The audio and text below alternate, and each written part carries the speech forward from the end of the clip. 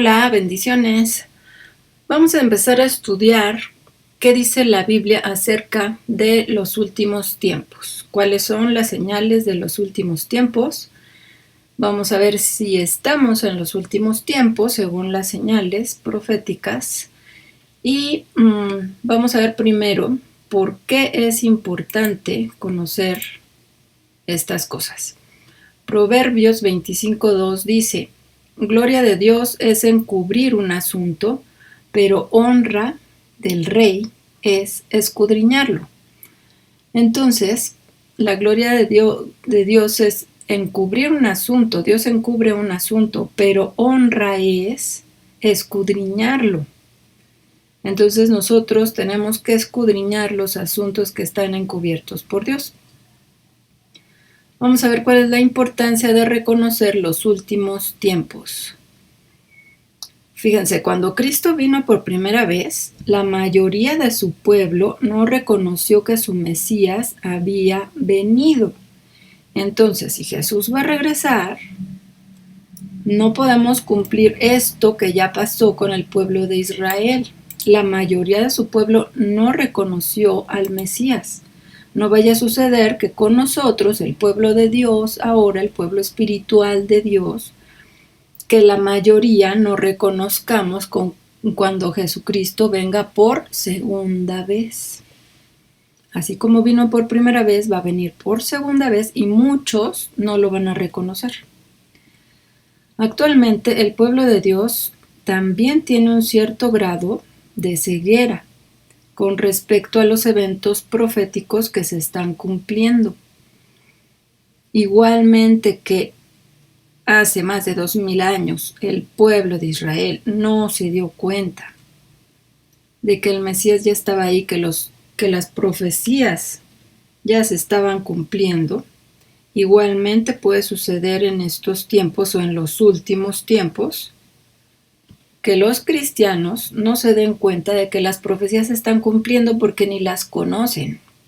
Por eso hay que conocerlas para discernir los tiempos. Tenemos que conocer la profecía. Dios quiere que entendamos los últimos tiempos. Satanás no quiere eso. No, pues por supuesto que no lo quiere. Satanás no quiere que hagamos discernimiento, no quiere que tengamos revelación, no quiere que cumplamos nuestro propósito en los últimos tiempos. No quiere que entendamos que ya son los últimos tiempos porque actuaríamos conforme a eso. Aproximadamente un tercio de la Biblia habla de los eventos de los últimos tiempos. Un tercio de la Biblia es mucho. Un tercio de la Biblia habla de los eventos de los últimos tiempos, entonces debe ser algo muy importante. Juan 16:13 dice: Pero cuando venga el Espíritu de verdad, Él os guiará a toda la verdad, porque no hablará por su propia cuenta, sino que hablará todo lo que oyere, y os hará saber las cosas que habrán de venir. Entonces el Espíritu de verdad, el Espíritu Santo, es el que nos guía a la verdad, y Él nos hará saber las cosas que habrán de venir. Entonces es algo importante que el Espíritu de verdad nos haga saber las cosas que vendrán. Amós 3:7. Porque no hará nada el Señor sin que revele su secreto a sus siervos los profetas.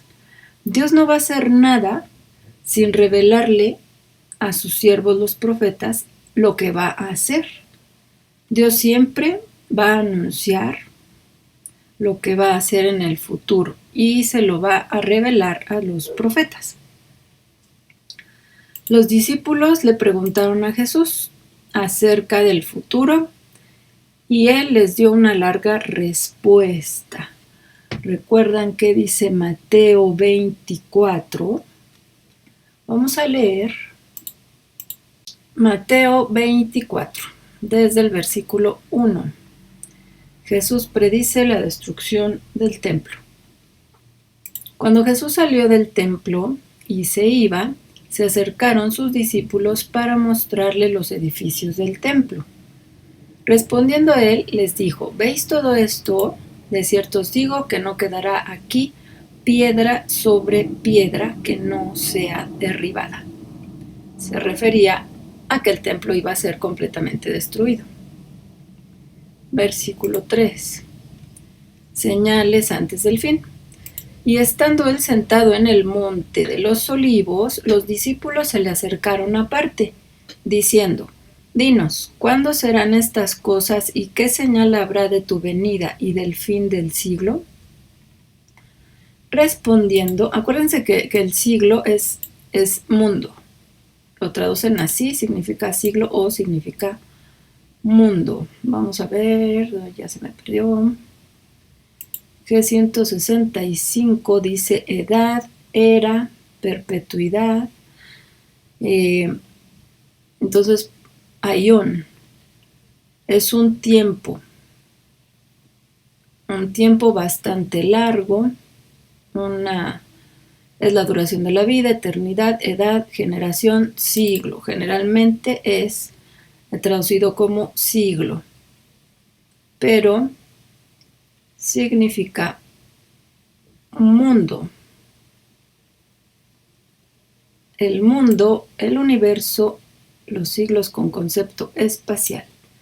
El mundo o el universo. Entonces,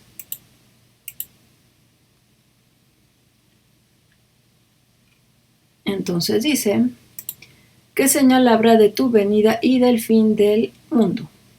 Respondiendo Jesús, les dijo: mirad que nadie os engañe, porque vendrán muchos en mi nombre diciendo: yo soy el Cristo, y a muchos engañarán. Y oiréis de guerras y de rumores de guerras. Mirad que no os turbéis. Fíjense todas las características que está hablando aquí Jesús en Mateo 24, que son las señales del fin de los tiempos, las señales del fin del siglo, del fin del mundo. Estas señales son las que vamos a ir viendo en las clases siguientes. Entonces, vendrán muchos en mi nombre diciendo: yo soy el Cristo, y a muchos engañarán. Entonces van a haber muchos que digan que son el Cristo o el Mesías, que es lo mismo, y van a engañar a muchos. Oiréis de guerras y rumores de guerras. Mirad que no os turbéis, porque es necesario que todo esto acontezca, pero aún no es el fin. Entonces habrá guerras y rumores de guerras, pero no es el fin todavía. Porque se levantará nación contra nación y reino contra reino, y habrá pestes, hambres, terremotos en diferentes lugares. Pestes son plagas. Ya vemos que ahorita hay una plaga, hay una pandemia. Habrá pestes, hambres ya hay en muchos lugares, en África más. Terremotos, también están incrementando mucho los terremotos en todo el mundo, eso ya lo vamos a ver particularmente en cada clase. Y todo esto será principio de dolores. Solo es el principio de dolores. Entonces os entregarán a tribulación y os matarán, y seréis aborrecidos de todas las gentes por causa de mi nombre. Habrá entonces tribulación y matarán a los hijos de Dios y serán aborrecidos, van a ser perseguidos. Muchos tropezarán entonces y se entregarán unos a otros, y unos a otros se aborrecerán. Y muchos falsos profetas se levantarán y engañarán a muchos. Entonces va a haber falsos profetas y van a engañar a muchos. Y por haberse multiplicado la maldad, el amor de muchos se enfriará. Va a haber mucha maldad. Mas el que persevere hasta el fin, ese será salvo. Y será predicado este evangelio del reino en todo el mundo para testimonio a todas las naciones, y entonces vendrá el fin. Luego el título dice la abominación desoladora. Por tanto, cuando veáis en el lugar santo la abominación desoladora de que habló el profeta Daniel, el que le entienda, entonces hay que saber cuál es la abominación desoladora de la que habla el profeta Daniel. También eso lo vamos a estudiar después. Entonces los que estén en Judea huyan a los montes. El que esté en la azotea no descienda para tomar algo de su casa. El que esté en el campo no vuelva atrás para tomar su capa. Mas hay de las que estén encintas y de las que críen en aquellos días. Orad pues que vuestra huida no sea en invierno ni en día de reposo, porque habrá entonces gran tribulación, cual no la ha habido desde el principio del mundo hasta ahora. Imagínense qué gran tribulación como no la ha habido. O sea que Hitler y el Holocausto no se compara con la tribulación que está hablando aquí. No la ha habido desde el principio del mundo hasta ahora, ni la habrá. Y si aquellos días no fuesen acortados, nadie sería salvo. Los días entonces van a ser acortados para que haya salvos. Mas por causa de los escogidos, aquellos días serán acortados.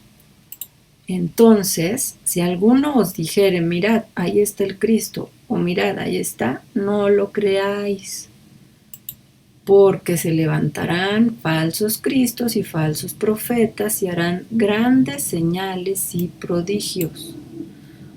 Ahorita hay muchos que se llaman cristos, hay muchos que se llaman profetas y hacen señales y prodigios, y no por eso quiere decir que son verdaderos.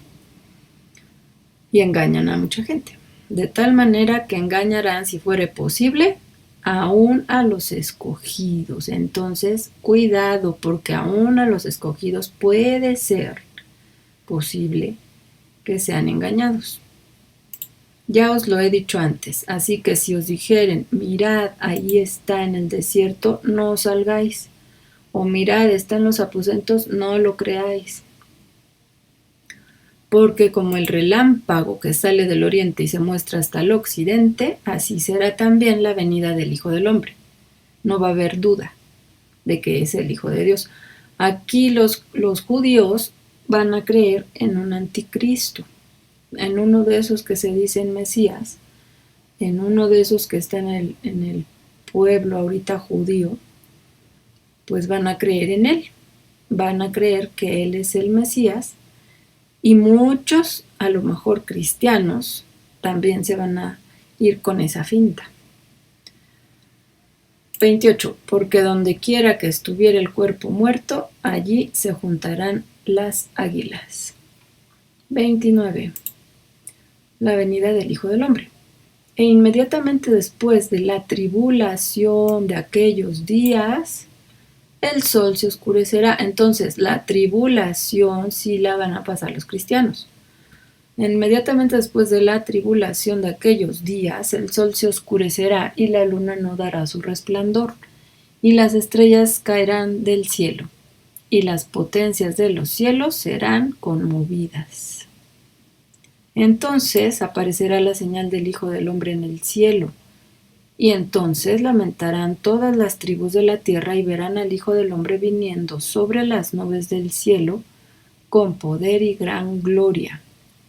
Y enviará a sus ángeles con gran voz de trompeta, y juntarán a sus escogidos de los cuatro vientos desde un extremo del cielo hasta el otro. De la higuera aprended la parábola. Cuando ya su rama está tierna y brotan las hojas, sabéis que el verano está cerca. Hay que poner atención a las señales.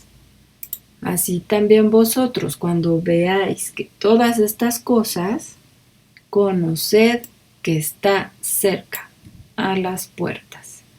De cierto os digo que no pasará esta generación hasta que todo esto acontezca. el cielo y la tierra pasarán, pero mis palabras no pasarán. Pero el día y la hora nadie sabe, ni aun los ángeles de los cielos, sino solo mi Padre. Sí, pues no sabemos el día exacto ni la hora exacta, pero sí podemos saber la estación o las fechas en donde puede regresar Jesús, en donde puede ser las señales de los últimos tiempos. Sí podemos saber por las señales, por eso dice aprender de la higuera. Si la higuera ya su rama está tierna, ya va a ser verano. Entonces sabes que ya viene la estación, otra estación, un cambio. Aquí también podemos saber, no el día ni la hora exacta, pero sí podemos saber más o menos la estación o el mes en el que puede regresar Jesús. Mas como en los días de Noé, así será la venida del Hijo del Hombre. Entonces vamos a ir viendo todo esto, porque como en los días antes del diluvio estaban comiendo y bebiendo, casándose y dándose en casamiento hasta el día en que Noé entró en el arca. Y no entendieron, hasta que vino el diluvio y se los llevó a todos. Y así será también la venida del Hijo del Hombre. Van a estar todos distraídos, todos haciendo lo común que hacen, y no se van a dar cuenta de las señales y del tiempo de su venida. Entonces estarán dos en el campo, el uno será tomado y el otro será dejado. Dos mujeres estarán moliendo en un molino, la una será tomada y la otra será dejada. Velad pues, porque no sabéis a qué hora ha de venir nuestro Señor. Pero sabed esto, que si el padre de familia supiese a qué hora el ladrón habría de venir, velaría y no dejaría minar su casa. Entonces sí se puede velar para estar despierto y que nos demos cuenta que ya viene Jesús, no estar dormidos. Por tanto, también vosotros estad preparados, porque el Hijo del Hombre vendrá a la hora que no pensáis. ¿Quién es, pues, el siervo fiel y prudente, al cual puso su Señor sobre su casa, para que les dé el alimento a tiempo? Bienaventurado aquel siervo, al cual, cuando su Señor venga, le haya haciendo así. De cierto os digo que sobre todos sus bienes le pondrá. Pero si aquel siervo malo dijera en su corazón, mi señor tarda en venir, y comenzare a golpear a sus consiervos y aun a comer y beber con los borrachos, vendrá el señor de aquel siervo en día que éste no espera y a la hora que no sabe, y lo castigará duramente y pondrá su parte con los hipócritas. Allí será el lloro y el crujir de dientes, o sea, la condenación. ¿Por qué? Porque estaban en el mundo, estaban en pecado, no estaban atentos, no estaban despiertos, no estaban leyendo las señales, no estaban estudiando la palabra de Dios para que Dios les dé revelación y puedan conocer los tiempos, que siempre debemos estar en santidad, no solamente porque ya son los últimos tiempos, pero los que no están en Dios, los que andan en el mundo, los que andan distraídos, pues no se van a dar cuenta y va a venir ahora así como ladrón en la noche y pues va a venir juicio sobre ellos. Ahora, ¿por qué Dios quiere que entendamos los últimos tiempos? Vamos a ver, número 1, por protección. Proverbios 22:3 dice, el avisado ve el mal y se esconde, mas los simples pasan y reciben el daño. Entonces Dios nos quiere proteger, nos quiere avisar de peligros y de situaciones en las que nosotros, si estamos distraídos y no estamos entendiendo lo que va a pasar, pues vamos a estar como si nada y el daño va a llegar a nosotros.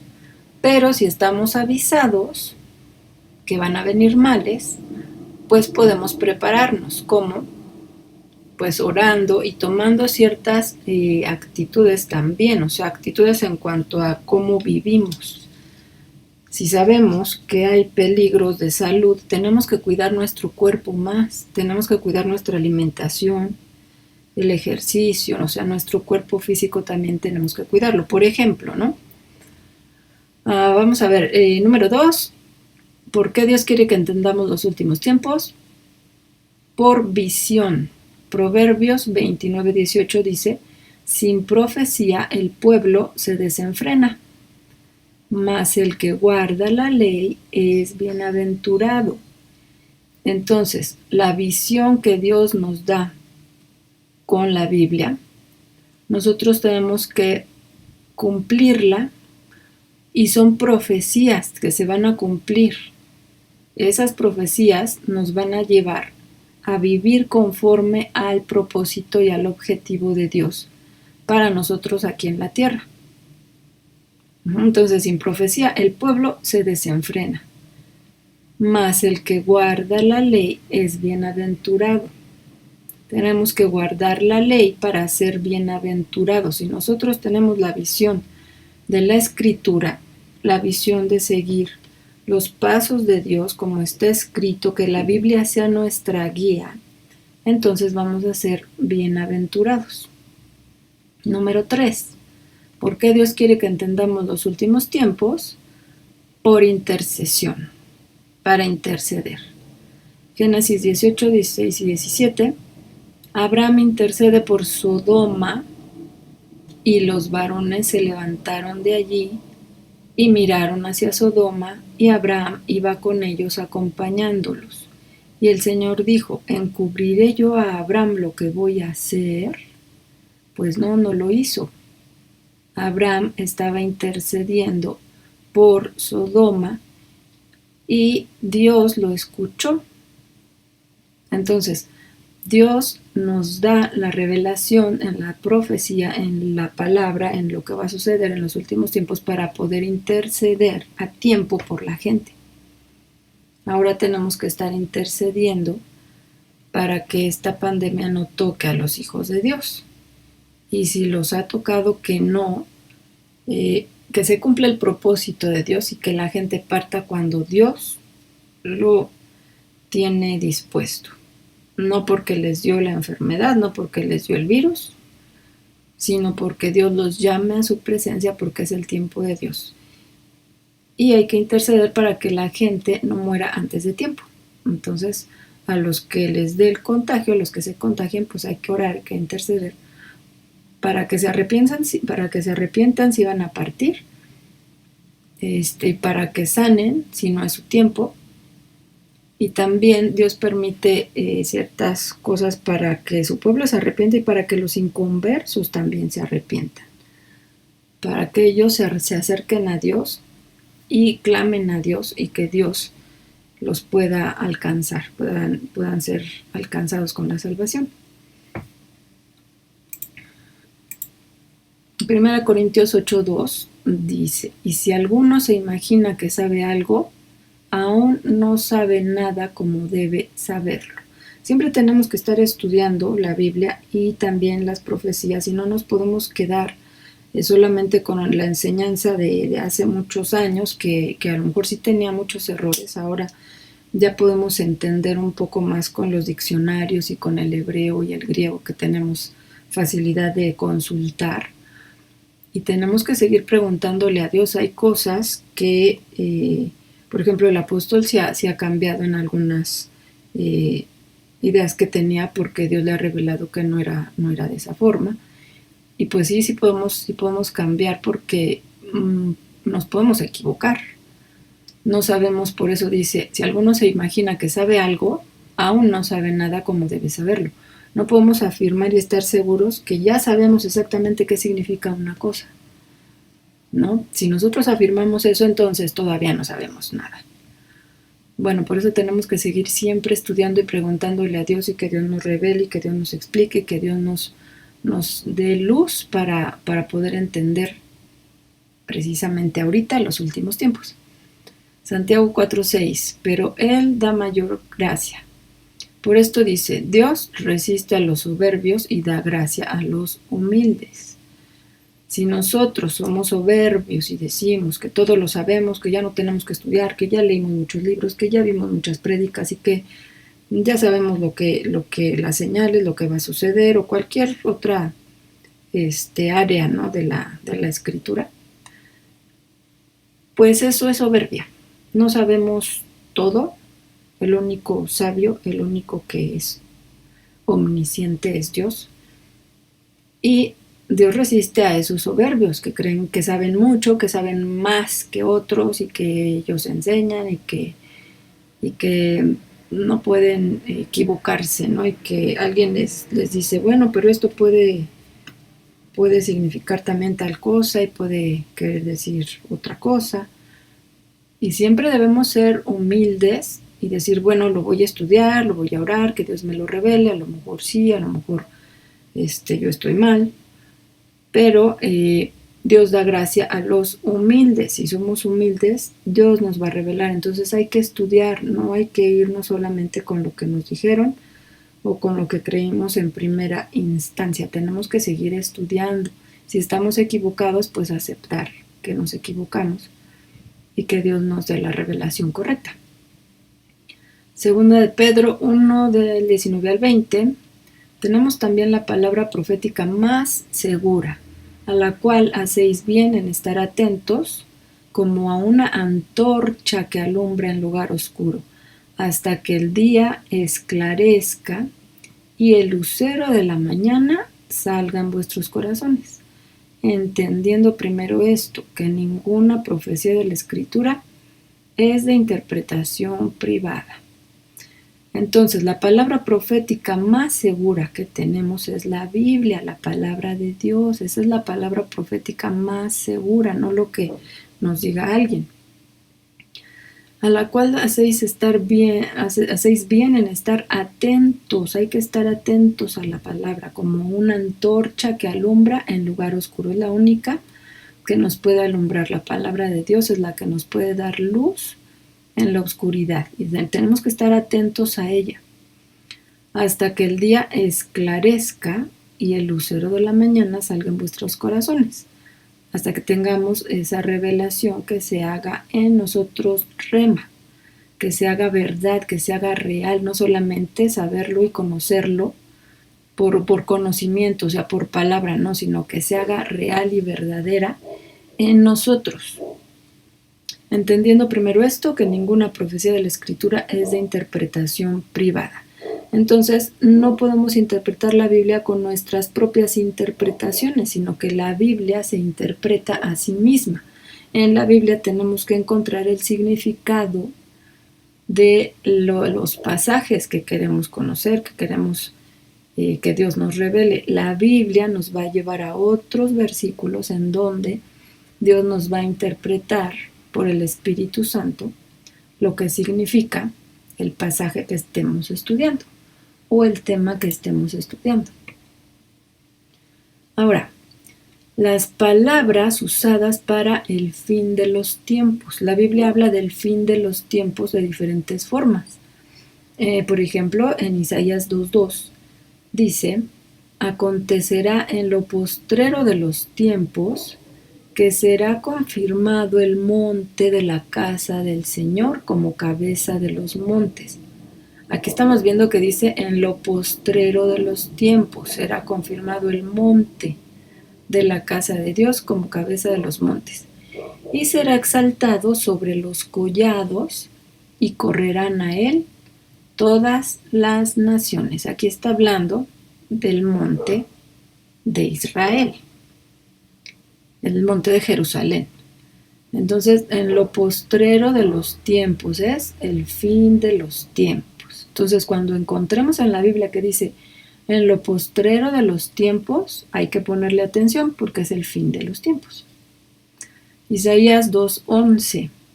La altivez de los ojos del hombre será abatida, y la soberbia de los hombres será humillada, y el Señor solo será exaltado en aquel día. También cuando la Biblia dice aquel día, se está refiriendo al fin de los tiempos. Hay que poner atención al contexto y discernir si es de verdad el fin de los tiempos, porque generalmente si aquel día se refiere al fin de los tiempos. Pero tú, Daniel 12:4, pero tú, Daniel, cierra las palabras y sella el libro hasta el tiempo del fin. Ahora sí, este está muy claro, el tiempo del fin es el fin de los tiempos. Entonces Daniel cierra las palabras y sella el libro hasta el fin de los tiempos, el tiempo del fin. Muchos correrán de aquí para allá y la ciencia aumentará. Así como estamos ahorita, todos corriendo y la ciencia aumenta, la tecnología aumenta. Es el tiempo del fin. Daniel 12:9. Entonces, bueno, para esto tenemos que leer todo Daniel 12, ¿verdad? Para saber de qué está hablando. Está hablando de las bestias que vio Daniel y que cada bestia es un imperio. Bueno, Daniel 12:9.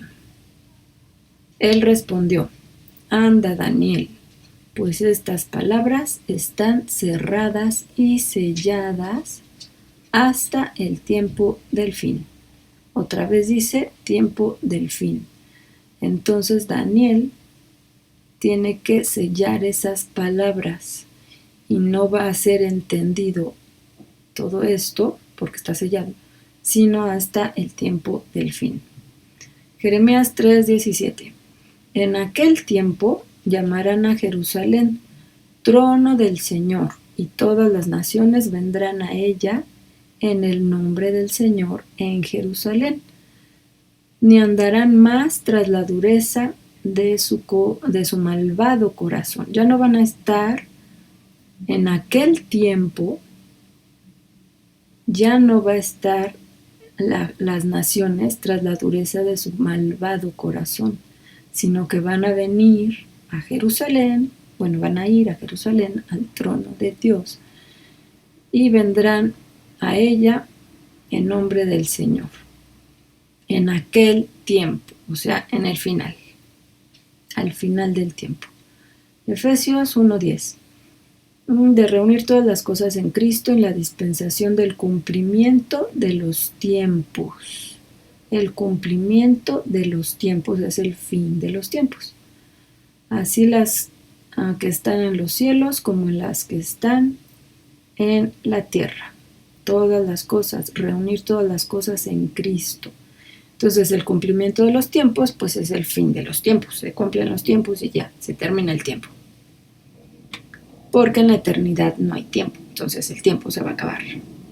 El tiempo para nosotros aquí en la tierra, que está marcado por el sol, la luna, las estrellas, y así estamos viendo que pasa un día, que pasa otro día, pero ya en la eternidad no hay tiempo. No hay sol ni luna.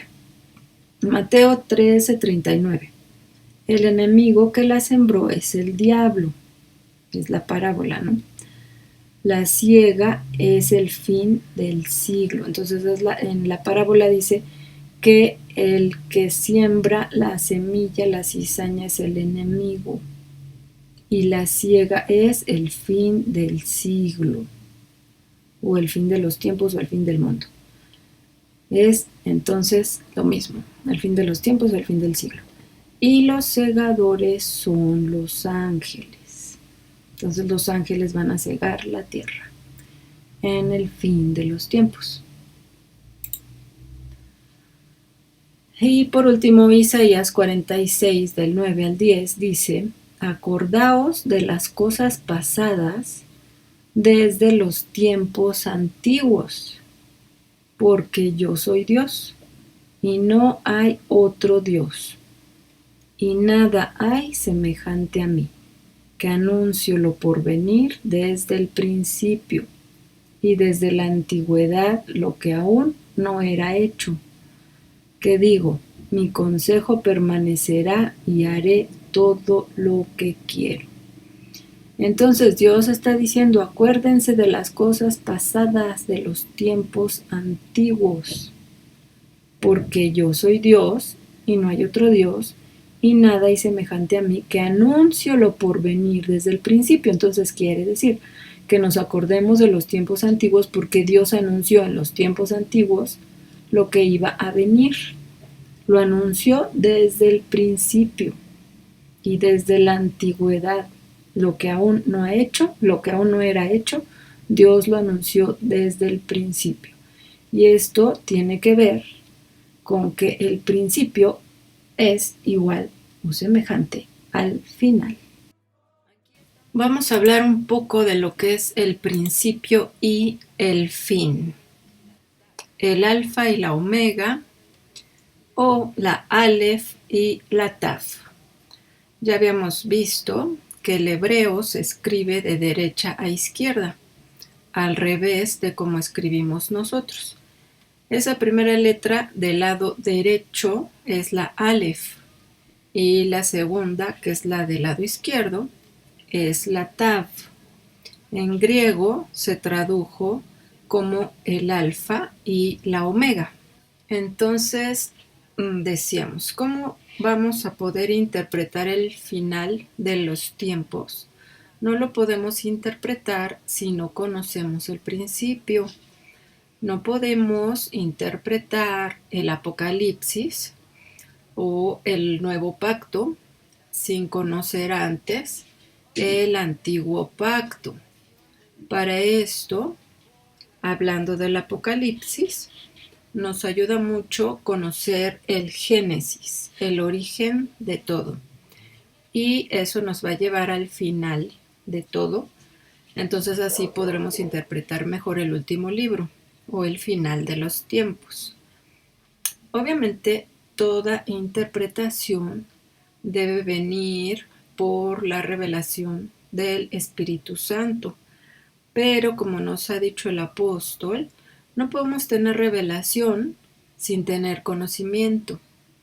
Entonces, dice en Isaías 46, del 9 al 10, acordaos de las cosas pasadas desde los tiempos antiguos, porque yo soy Dios, y no hay otro Dios, y nada hay semejante a mí, que anuncio, fíjense, anuncio lo por venir desde el principio, y desde la antigüedad lo que aún no era hecho, que digo, mi consejo permanecerá y haré todo lo que quiero.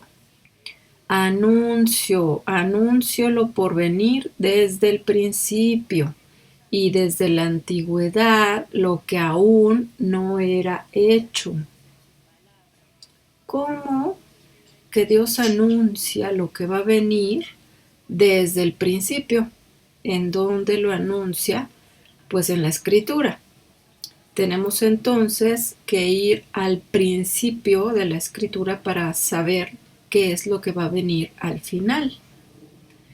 El versículo 9 dice, acordaos de las cosas pasadas desde los tiempos antiguos. Quiere decir que tenemos que ir a ver qué es lo que sucedió en los tiempos antiguos para poder conocer qué es lo que va a pasar en el futuro o pues en este caso qué es lo que está sucediendo ahorita. Ahora, si vemos la palabra desde el principio, esa palabra principio es la H7225, Hebreo 7225 en el diccionario Strong. Es la palabra Reshit, que significa, dice de lo mismo que H7218, que es primero. Después de los dos puntos ya vienen las palabras en rojo y significa que esas palabras se han usado para traducir en diferentes versiones la palabra primero. Entonces se ha traducido como cabeza, comienzo, primer fruto. No es el significado, son solamente las formas en las que se ha traducido esa palabra. Entonces, Reshit se ha traducido como cabeza, comienzo, primer fruto, mayoría, nuevo, primero, primicia, principal, principio. Pero el significado, así el significado puro es primero. Primero, Reshit. Primero en lugar o primero en el tiempo. El nombre de cada libro en hebreo del Antiguo Pacto, el nombre de cada libro está dado por la primera palabra que aparece en ese libro. En el caso de Génesis, el libro que conocemos como el Génesis, en hebreo se llama Bereshit. Bereshit. Y significa en el principio. Estas son las primeras palabras, la primera palabra que aparece en la Biblia hebrea es Bereshit. Y entonces la palabra en el principio es Bereshit y es la H7225. Es la misma palabra que vimos anteriormente en Isaías 46, que es Reshit. Entonces, anuncio lo por venir desde el principio es anuncio lo por venir desde el Reshit. Pero Génesis se dice Bereshit porque la palabra be significa en. Entonces dice Bereshit es en principio. Entonces diría anuncio lo por venir desde el Bereshit. Anuncio lo por venir desde el Génesis. Vamos a ver ahora Eclesiastés 1:9. Dice, ¿qué es lo que fue? Lo mismo que será. ¿Qué es lo que ha sido hecho? Lo mismo que se hará. Y nada hay nuevo debajo del sol. ¿Hay algo de que se puede decir, he aquí esto es nuevo? Ya fue en los siglos que nos han precedido. O sea que no es nada nuevo, todo ya fue desde antes. ¿Qué es lo que fue? Lo mismo que será. Entonces, hay que estudiar lo que pasó para saber lo que pasará. Vamos a ver algunos ejemplos al inicio del Antiguo Pacto. Vamos a ver el inicio. Éxodo 11:5. Y morirá todo primogénito en tierra de Egipto, desde el primogénito de Faraón que se sienta en su trono, hasta el primogénito de la sierva que está tras el molino, y todo primogénito de las bestias. Esta fue la matanza de los primogénitos egipcios para que dejaran salir al pueblo de Israel de Egipto. Esto sucedió entonces al inicio de la era del Antiguo Pacto. Al inicio. Ahora vamos a ver qué sucedió al final de esa era del Antiguo Pacto.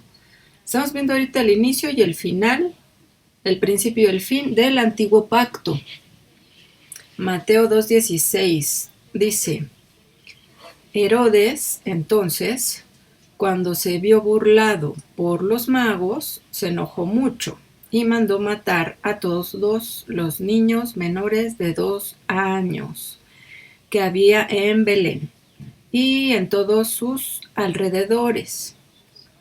Vemos aquí que al inicio del Antiguo Pacto y al final del Antiguo Pacto, es decir, cuando ya está empezando el Nuevo Pacto, hubo matanza de niños.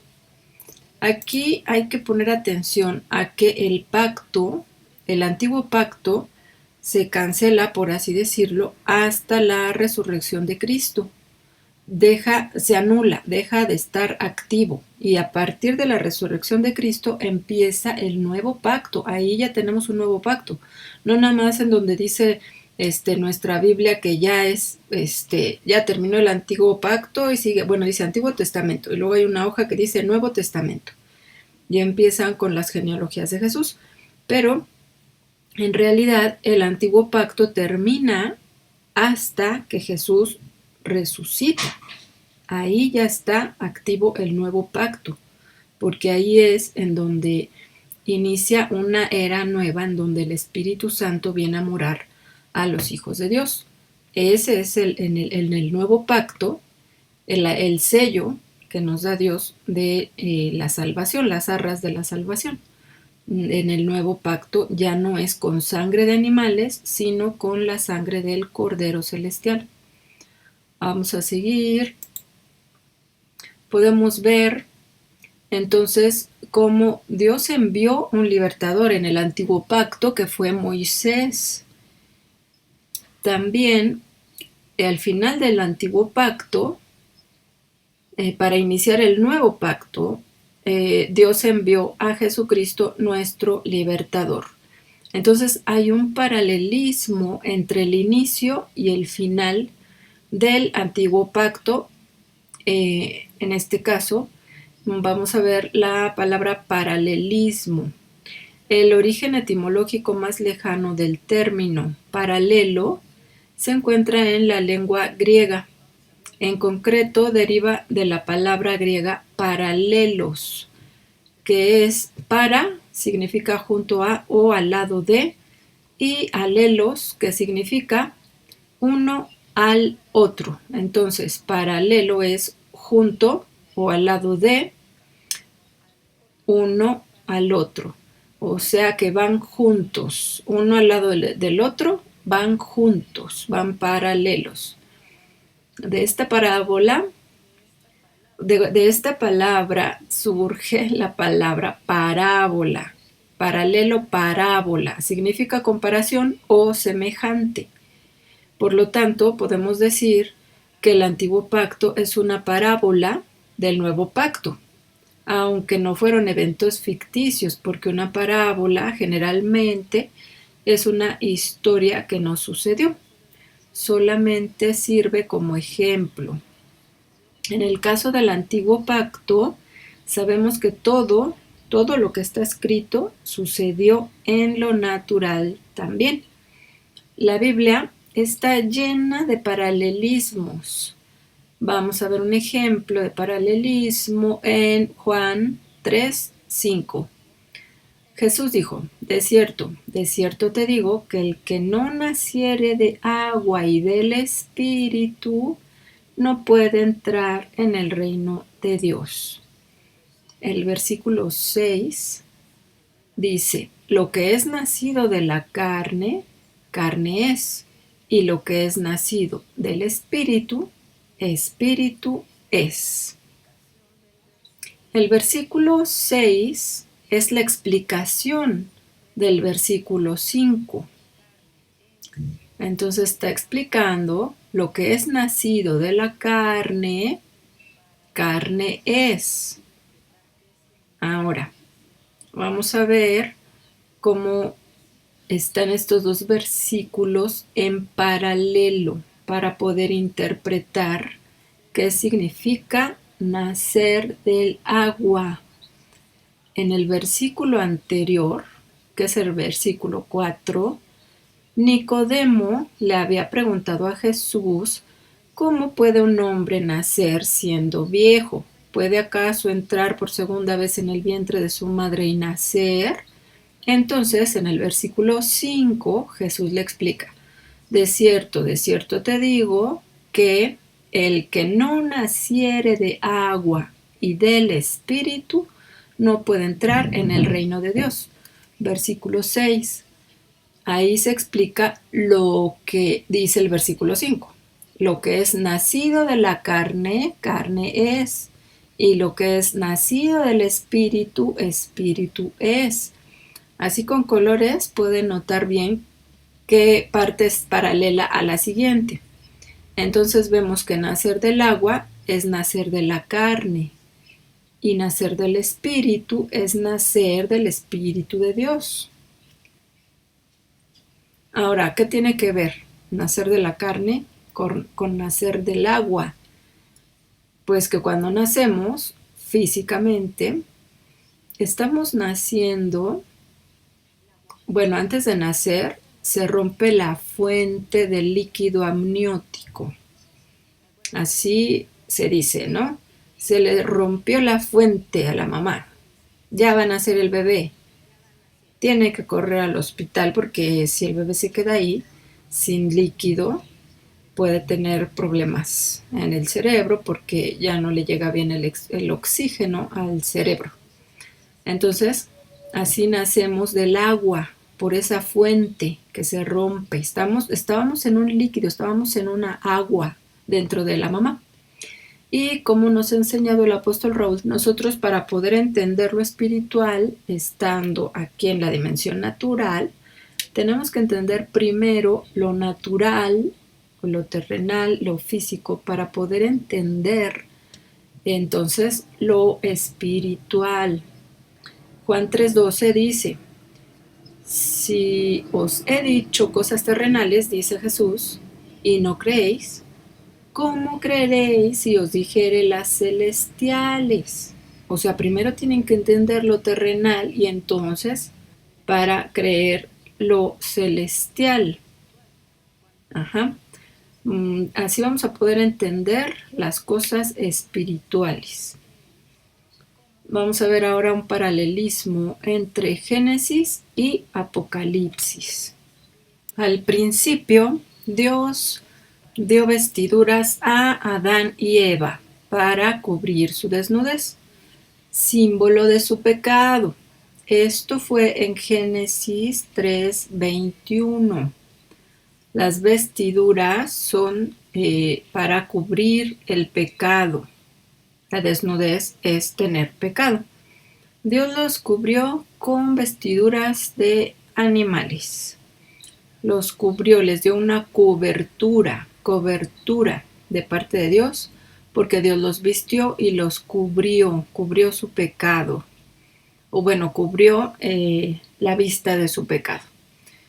Al final, Dios dará vestiduras a su esposa, pero serán vestiduras de santidad. Este es el paralelismo, es Apocalipsis 19:8. Dios vestirá a su esposa para las bodas del Cordero.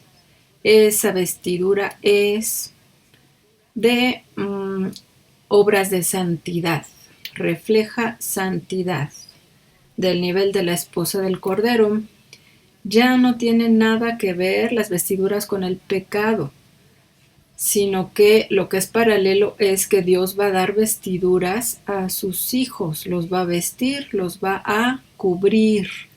A veces el paralelismo es igual en el mismo sentido, pero a veces es lo contrario, es lo opuesto. Al principio fueron puestas las vestiduras para cubrir pecado y ahora serán puestas las vestiduras para reflejar la santidad, las obras de santidad. La santidad de la esposa del Cordero, la santidad de Dios en sus hijos que hayan llegado al nivel de la esposa del Cordero. Ahora vamos a ver otro ejemplo del paralelismo en el principio y el fin, pero ahora del nuevo pacto. Al principio del nuevo pacto aparece una virgen que fue hallada encinta por el Espíritu Santo antes de la boda. Esto fue en Mateo 1:18. Ya lo conocemos todos. Se está hablando de María, la madre de Jesús aquí en la tierra, y en donde, esto es al principio del nuevo pacto, en donde podemos encontrar al final del nuevo pacto una virgen encinta. ¿En dónde podemos encontrar otra virgen encinta? Vamos a ver, en el principio y el fin del nuevo pacto hay una virgen encinta. Al final también hay una virgen encinta antes de las bodas. Apocalipsis 12:2 dice, y estando encinta, clamaba con dolores de parto en la angustia del alumbramiento. Ahorita no vamos a ver quién es esa mujer, pero lo importante que estamos ahorita viendo es que si aparece una mujer encinta, embarazada, esto quiere decir que está embarazada y es virgen, estaba encinta antes de la boda, al principio del nuevo pacto. Y al final del nuevo pacto es la virgen encinta. Ahora vamos a ver Apocalipsis 1:8. Dice Jesús, yo soy el alfa y la omega, principio y fin, dice el Señor, el que es, el que era y que ha de venir, el Todopoderoso. Entonces, el principio y el fin se traducen como el alfa y la omega, pero es el Aleph y la Taf. Entonces, si Jesús es el principio y el fin, Jesús es el alfa y la omega, el Aleph y la Taf, y Jesucristo es el mismo ayer y hoy y por los siglos, según Hebreos 13:8, ¿qué podemos concluir? Pues que el principio y el fin es el mismo ayer y hoy y por los siglos. Por eso vemos que hay tantos paralelismos y lo que sucedió antes vuelve a suceder y puede volver a suceder. Porque lo que sucede en el pueblo de Israel se cumple en Jesucristo y también se tiene que cumplir en la iglesia. Se debe cumplir en la iglesia. Como lo hemos visto en clases con el apóstol, en las fiestas de Dios. Sucedieron en el pueblo de Israel, después Jesús las cumplió y ahora nosotros las tenemos que cumplir. Las tenemos que cumplir y vamos a ir avanzando y subiendo de nivel, cumpliendo cada fiesta. Que después vamos a ver quién es. Pero no estamos hablando de cumplirlas en lo natural, eso fue en el antiguo pacto. Jesús cumplió lo profético del antiguo pacto, Jesús lo vino a cumplir, por eso vino a cumplir la ley. Vino a cumplir la ley, no a abrogarla, sí, pero la vino a cumplir proféticamente, no a realizar las fiestas en lo natural. Sí lo hacía porque era del pueblo de Israel, pero nosotros ahora no las tenemos que realizar, o sea, no tenemos que hacer las fiestas, no tenemos que celebrar las fiestas en lo natural, sino en lo espiritual. ¿Cómo vamos a hacer eso? Bueno, después lo podemos ver, pero la Pascua, que es la salida de Egipto del pueblo de Israel, la salida de la esclavitud y el ir a la tierra prometida, en donde fluye leche y miel, ¿nosotros cómo vamos a cumplir eso?